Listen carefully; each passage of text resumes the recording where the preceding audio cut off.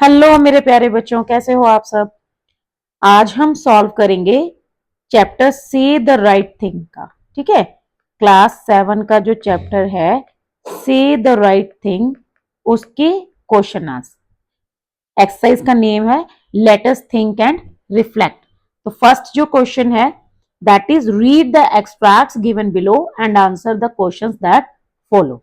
इसकी एक्सप्लेनेशन मैंने already upload कर दी है, तो पहले आप एक्सप्लेनेशन सीख लीजिए ताकि आपको ये आंसर्स इजीली समझ आ जाएं। तो यहां पर हमें एक एक्सट्रैक्ट दिया गया है। Mary, what are you going to talk about. Mary अपनी मदर मिसेस शॉ से पूछती है कि मम्मा आप किस चीज के बारे में बात करेंगे। तो मिसेस शॉ कहती हैं I don't know all kind of things, पता नहीं, मतलब कुछ भी बात करेंगे। One day you will have to go to some of these houses yourself and talk to the people there. उसकी मदर उसको बताती हैं एक दिन ऐसे ही तुम भी किसी के घर जाओगी और वहां तुम खुद से लोगों से बात करोगी। तो मैरी कहती है आई कैन टॉक नाउ, मैं तो अभी भी बात कर सकती हूँ।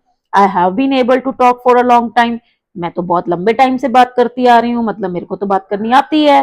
तो मिसेस शॉ कहती हैं यस दैट्स ट्रू, हाँ तुम्हें बात तो करनी आती है, you always talk too much, लेकिन तुम हमेशा बहुत बात करती हो। But does anyone want to hear the things that you say. कहती है लेकिन तुम्हें लगता है कि कोई भी तुम्हारी ये बातें सुनना चाहेगा। सो मैरी कहती है I can talk very well when I like, लेकिन कहती है मम्मा जब जरूरत होती है या जब मैं चाहती हूँ तो मैं बहुत अच्छे से बात कर सकती हूँ। I will stay with you today and talk to them when they come. आज मैं आपके साथ रुकूंगी और मैं उनके साथ बात करूंगी जब वो आएंगे। तो मिसेस शाह कहती है oh I don't think so, but मुझे नहीं लगता, you can go out for a walk, तुम वॉक पे चली जाओ, it will be better if you do that. ठीक है, अगर तुम वॉक पे जाती हो तो बेटर रहेगा। तो यहाँ पर अब कुछ क्वेश्चंस हैं। फर्स्ट क्वेश्चन है what does Mrs Shaw imply when she says one day you will have to go some of these houses yourself and talk to the people there. मतलब जब वो मिसेस शॉ मैरी को बताती हैं कि एक दिन तुम्हें भी ऐसे लोगों के घर जाके उनसे बात करनी है, तो वो उसे क्या कहना चाहती हैं, क्या उनका इंटेंशन क्या है। She believes Mary should start learning about hosting guest then. उनको ये विश्वास है, मतलब उनको ऐसा लगता है कि मैरी जो है वो गेस्ट को होस्ट करना सीख जाएगी। ठीक है, she thinks Mary is ready to visit these houses independently. उनको ऐसा लगता है कि मैरी जो है वो तैयार है अपने आप लोगों के घरों में जाकर इंडिपेंडेंटली हैंडल करने के लिए, बातें करने के लिए। She wants Mary to develop social skills for future. वो चाहती हैं कि मैरी जो है फ्यूचर के लिए सोशल स्किल्स सीख ले। She hopes Mary will avoid these social interaction entirely, या उनको ऐसा लगता है कि मैरी जो है वो सोशल इंटरेक्शन छोड़ ही देगी। ठीक है, तो इसका करेक्ट आंसर है ऑप्शन सी। ठीक है, she wants Mary to develop social skills. वो चाहती हैं कि वो सोशल स्किल्स सीखे, उसको पता चले कि लोगों से बात कैसे करनी है।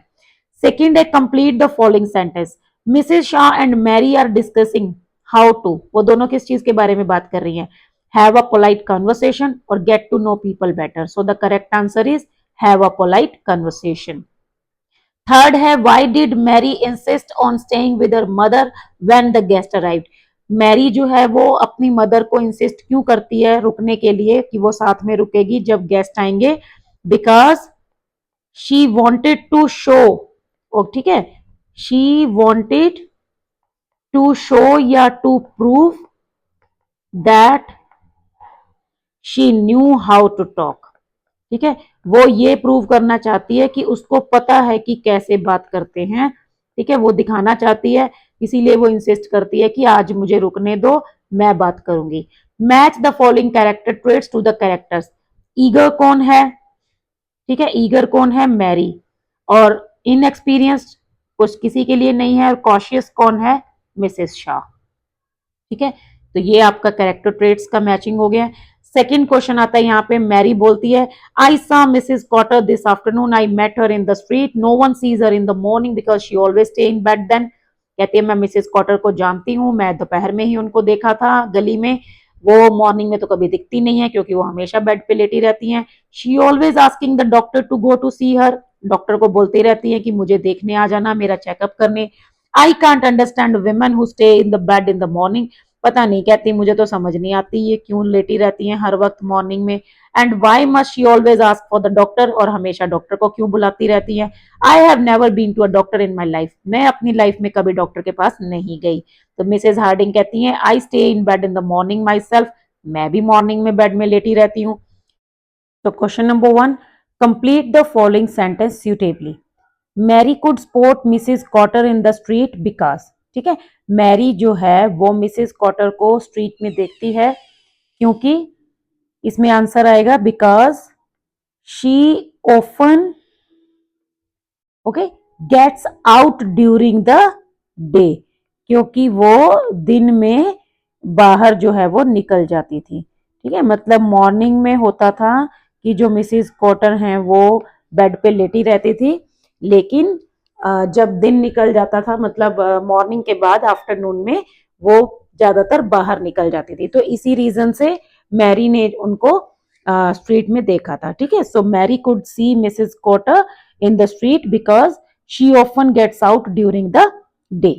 Question number 2, what does Mary's comment about Mrs. Cotter staying in bed and calling the doctor suggest about her understanding? मतलब जो मैरी का कमेंट है मिसेस कॉटर के बारे में कि वो बेड में लेटी रहती हैं और डॉक्टर को बुलाती रहती हैं, ये उसकी अंडरस्टैंडिंग के बारे में क्या बता रहा है? She is worried about Mrs Cotter, क्या वो उनके बारे में चिंतित है? She is unable to understand why people need medical help, उसको ये बात समझ नहीं आ रही है कि लोगों को मेडिकल हेल्प की जरूरत क्यों होती है। She thinks Mrs Cotter is scared and lonely, उसको ऐसा लगता है कि वो डरावनी है और लोनली है, सॉरी मतलब वो डरी हुई हैं, ठीक है। शी इज स्केर्ड मतलब वो मिसेस कॉटर जो हैं वो डरी हुई हैं और अकेला फील करती हैं। She believes Mrs Cotter is right to rest and take care of herself, और उसको ऐसा लगता है कि मिसेस कॉटर बिल्कुल सही है कि उनको रेस्ट करना चाहिए और खुद की केयर करनी चाहिए।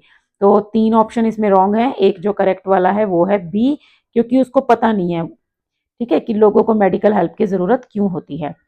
थर्ड क्वेश्चन है, how can we say that Mary enjoyed good health, ठीक है, how can we say that Mary, कि हम ये कैसे कह सकते हैं कि मैरी की जो हेल्थ है वो अच्छी थी, क्योंकि उसने यहाँ पर ये बोला था ना, I have never been to a doctor in my life, ठीक है। सो बिकॉज, इसमें आप आंसर सिंपली कर सकते हैं बिकॉज शी हैड, आगे same, never been to a doctor in her life, ठीक है, because she had never been to a doctor in her life, ठीक है। अगर आप चाहो तो ये ऐड कर सकते हो, वी कैन से, ठीक है, ऐसे ये वी पहले आ जाएगा, we can say that Mary enjoyed a good health because, ये पूरा आंसर जो है वो क्रिएट हो जाएगा। क्वेश्चन नंबर 4 है, identify whether the following statement is true और फॉल्स, ये बताना है कि ये जो स्टेटमेंट है ये ट्रू है या फॉल्स है। Mary might have unintentionally offended Mrs Harding, so yes this is true, कि मैरी ने ना चाहते हुए भी मिसेस हार्डिंग को थोड़ा सा ऑफेंड कर दिया था, मतलब वो जो भी बात करती थी वो मिसेस हार्डिंग को थोड़ा अपसेट करती थी, ठीक है। तो दिस स्टेटमेंट इज ट्रू। ये जो है क्वेश्चन आंसर है। Question number 1, what does Mary's comment about Mr. Best's routine and profession reveal about her viewpoint on bankers and their way of life, कि जब वो मिस्टर बेस्ट के बारे में कमेंट करती है कि वो ट्रेन में आते हैं, ट्रेन में चले जाते हैं, 2 न्यूज़पेपर पढ़ लेते हैं, ये उसका क्या व्यू पॉइंट शो कर रहा है मैरी का, कि वो बैंकर्स और उनकी लाइफ के बारे में क्या सोचती है।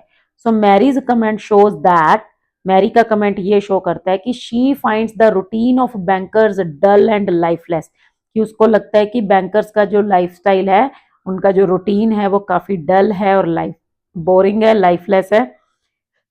She criticises their daily train commutes, वो उनको क्रिटिसाइज करते हैं, मतलब उनकी आलोचना करती है कि वो डेली ट्रेन में आते जाते हैं। And lack of creativity in reading only newspapers, कि वो उनके अंदर क्रिएटिविटी नहीं है, वो सिर्फ न्यूज़पेपर्स पढ़ते हैं। Implying that bankers are unthinking and overly focused on work, कि वो बिना सोचे समझे काम करते हैं और उनके ऊपर काम का काफी प्रेशर है, ठीक है। तो ये उसका व्यू पॉइंट है, मतलब ये शो करता है कि मैरी क्या सोचती है। Question number 2, what can we infer about Mary's understanding of polite conversation based on her interactions with the guest, मतलब हमें क्या पता चलता है कि मैरी कहाँ तक समझ पाई थी कि पोलाइट कन्वर्सेशन क्या होता है, ठीक है, जैसे उसने गेस्ट के साथ इंटरेक्शन किया, इसके बेसिस पे आपको बताना है कि मैरी को कितना समझ आया। Mary's interaction show that she does not understand polite conversation well, हमें यहाँ से ये पता चलता है कि उसको अच्छी तरह से बात समझ नहीं आई थी, उसको नहीं पता चला था कि पोलाइट कन्वर्सेशन क्या होता है। She often makes inappropriate remarks, वो बार बार अजीबोगरीब से जो है इनअप्रोप्रिएट रिमार्क्स दे रही थी, मतलब अपने पॉइंट्स शेयर कर रही थी। दैट एम्बेरस द गेस्ट, जिससे गेस्ट जो है वो एम्बेरस हो रहे थे। Despite her mother's despite her mother's advice to say kind and pleasing things, बल्कि उसकी मदर ने तो ये उसको एडवाइस किया था ना कि वो अच्छी और काइंड बातें करेगी, लेकिन उसने उसके बावजूद भी जो है इनअप्रोप्रिएट रिमार्क्स दिए और सबको एम्बेरस कर दिया, क्योंकि वो समझ ही नहीं पाई थी कि पोलाइट कन्वर्सेशन का मीनिंग क्या होता है। Question number 3, what do you think the repeated stage direction no one speaks indicates, कि जो बार बार प्ले के अंदर बता रहा है ना, स्टेज डायरेक्शन दे रहा है कि फिर सब चुप हो जाते हैं, कोई कुछ नहीं बोलता है। About the atmosphere in the room when Mary speaks, मतलब ये जो है क्या बताता है रूम के एटमोसफेयर के बारे में जब मैरी बार बार बात शुरू करती है। The stage direction no one speaks indicates, ये इंडिकेट करता है ऑकवर्ड साइलेंस को, मतलब जैसे ही मैरी कुछ ऑकवर्ड बोल देती है तो सारे चुप हो जाते हैं, इसका मतलब क्या है कि सारे एम्बेरस हो जाते हैं, ठीक है, मिसेस हार्डिंग भी और उसकी मदर भी। तो ये ऑकवर्ड साइलेंस को शो करता है। And discomfort in the room, मतलब मिसेस शाह कोशिश करती हैं कि अरे अरे बच्ची ने कुछ गलत नहीं कहा है, वो तो ऐसे कहना चाहती है। मिसेस हार्डिंग ऐसे सोच रही है कि ये क्या बोले जा रही है, ये चीज तो मेरे को भी अच्छी लगती है और ये उसको कह रही है कि ये तो बकवास चीज है। तो ऐसे करके वो अकवर्ड साइलेंस हो जाता है और डिस्कम्फर्ट हो जाता है रूम में। It suggest that Mary's comments make the guest uneasy and unsure of how to respond, मतलब इससे क्या होता है, मिसेज हार्डिंग और मिसेज ली और उसकी मदर सबको एक अनईजीनेस सी फील होती है और उनको ऐसे लगता है वो आगे से क्या रिएक्शन दें, मतलब वो बच्ची को डांट कर चुप करके बिठा दें या उसको कुछ उल्टा पुल्टा बोल दें या उसको प्यार से हैंडल करें, उनको समझ ही नहीं आता कि अब वो करें क्या। ठीक है, तो वो जैसे तैसे बात को टालती हैं, इतने में मैरी फिर से कुछ नया बोल देती है। Question number 4, how does Mary's attitude towards the guest change throughout the play, मतलब जो मैरी का जो एटीट्यूड है गेस्ट के लिए वो कैसे चेंज हो जाता है। एट फर्स्ट, पहले तो क्या है, Mary is eager to talk and impress the guest sorry, starting में तो क्या है, जो मैरी है वो गेस्ट को इम्प्रेस करना चाहती है, उनसे काफी बात करना चाहती है, बड़ी मतलब ईगर है, मतलब कि काफी ज्यादा क्या बोलते हैं उसको, एक्साइटेड हो रही है कि मुझे बात करनी है। However as the play progresses, जैसे जैसे प्ले आगे बढ़ता है, हर ब्लंडर्स, उसकी जो सिली मिस्टेक्स हैं, make her more embarrassed and hesitant, इससे क्या होता है उसको एम्बेरसमेंट फील होती है और वो थोड़ा हेजिटेट करने लगती है, फिर वो थोड़ा सोचती है कि ना ही बोलूं तो बेटर है। Specially when her remarks offended the guest, जब उसके रिमार्क से गेस्ट को अजीब लगता है तो वो थोड़ा फिर उसका जो मतलब उसका जो जोश है ना वो थोड़ा कम हो जाता है। Question number 5, what do Mrs. Harding's and Mrs. Lee's responses to Mary's blunders during their visit reveal about their characters, मतलब जैसे वो दोनों रिस्पॉन्स करती हैं मिसिज हार्डिंग एंड मिसिज ली, इससे उनके कैरेक्टर के बारे में क्या पता चलता है।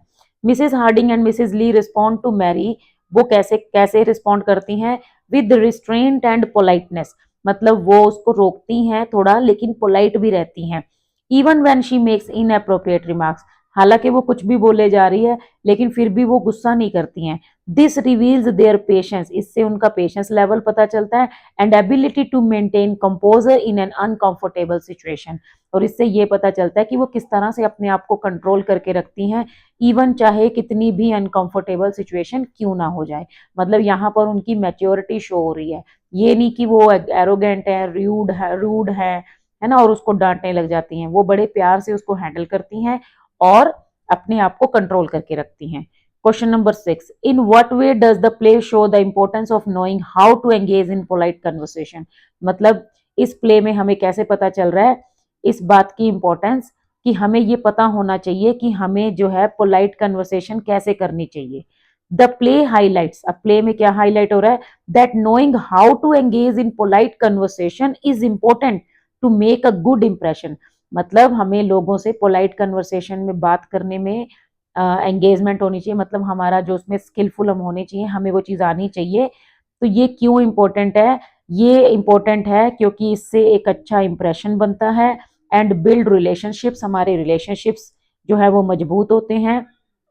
Mary's mistake show how tactless words can create awkwardness and distance between people, जो मैरी की गलतियां हैं वो हमें ये शो करती हैं कि अगर हम आलतू फालतू की बातें करते हैं, मतलब बिना सोचे समझे कुछ बात करते हैं, वर्ड्स को चूज करते हैं, तो उनसे जो है एक्वर्डनेस क्रिएट हो जाती है। मतलब एक माहौल हम ऐसा बना देते हैं कि सबको एक शर्म सी आती है और अजीब सा फील होता है, और लोगों के बीच में दूरियां बन जाती हैं, डिस्टेंस हो जाता है। मतलब फिर कोई भी बात करने से डरता है, ठीक है, या वो कोशिश करता है कि अवॉइड करो, बात ही मत करो।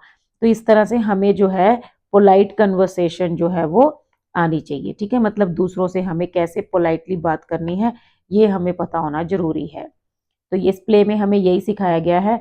ये मेन जो मैसेज है वो यही है कि बोलना कैसे है ये तो हम सबको आता है, लेकिन बोलना क्या है हमें इस पर भी काम करना चाहिए, इस पर ध्यान देना चाहिए, ठीक है।